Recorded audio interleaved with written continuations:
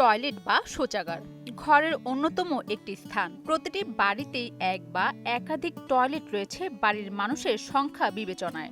বাড়ি নির্মাণের আগেই শয়নকক্ষ বা খাবার ঘর, রান্নাঘরের মতোই পরিকল্পনা মতো টয়লেট নির্মাণ করা হয়। তবে আপনি কি মনে করেন টয়লেট বা শৌচাগার নির্মাণ আধুনিক যুগের ভাবনা? তাহলে খানিকটা ভুল ভাবছেন বটে। আলাদা করে টয়লেট নির্মাণের চল ছিল ৫,০০০ বছর আগেই। এমনই প্রমাণ পাওয়া গেছে প্রত্নতত্ত্ব আবিষ্কারের পর। শুধু শৌচাগার আবিষ্কারই নয়, আধুনিক যুগে কমোডে ফ্লাশের যে ব্যবস্থা রয়েছে তাও কয়েক শতক আগেই আবিষ্কৃত হয়েছে।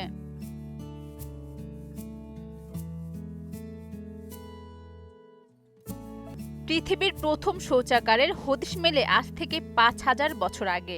টমাস ক্রেপারকে শৌচাগারের জনক হিসেবে ধরা হয়। তিনি প্রথম কমোড এবং তা ব্যবহারের জন্য পৃথক জায়গা তৈরি করেন বলে রেকর্ডে লেখা আছে। কিন্তু ক্রেপারের বহু আগে পৃথিবীতে শৌচাগারের আবিষ্কার হয়। প্রাচীন মেসোপটেমিয়া সভ্যতায় মাটিতে কুয়ার মতো গর্ত খোঁড়া থাকত।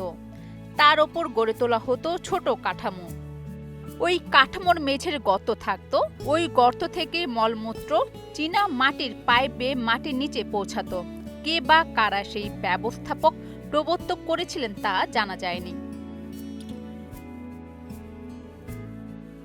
এর প্রায় ১,০০০ পর গ্রিকের ক্রিট দ্বীপে গড়ে ওঠা মিনোয়াম সভ্যতায় আরও জটিল পদ্ধতিতে গড়ে ওঠা শৌচাগারের খোঁজ পাওয়া যায়। আধুনিক টয়লেটের মতো সেখানে প্লাম্বিং ব্যবস্থা ছিল, পানির ব্যবহার ছিল শৌচাগারে।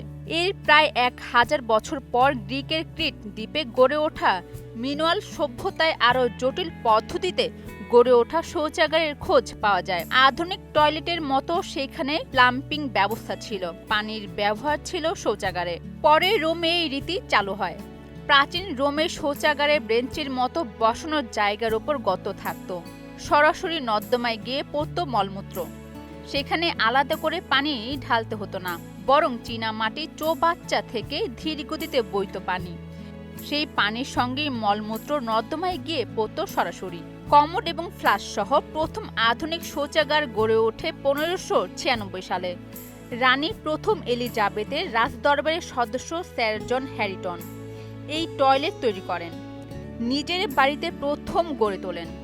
এরপর রিচমন্ড প্রাসাদেও এই টয়লেট নির্মাণ করেন।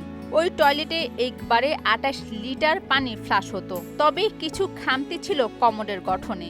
১৭৭৫ সালে স্কটল্যান্ডের আলেকজান্ডার কামিং প্রথম পূর্ণাঙ্গ ফ্লাশ টয়লেট আবিষ্কার করেন। এরপর ১৮৬০ নাগাদ আবির্ভাব ঘটে ক্রেপারের। ১৮৮১ থেকে ১৮৯৬ সালের মধ্যে প্যাটেন্ট করান নিজের নামে। সেই থেকে কমোডের আকার আকৃতি বদলেছে বারবার। উন্নত থেকে উন্নতর হয়েছে শৌচাগার। বিশ্বের বিভিন্ন দেশে সোনার তৈরি টয়লেটও আলোচনায় আসে মাঝে মধ্যেই। অরিন সুলতানা, মোহনা ডিজিটাল।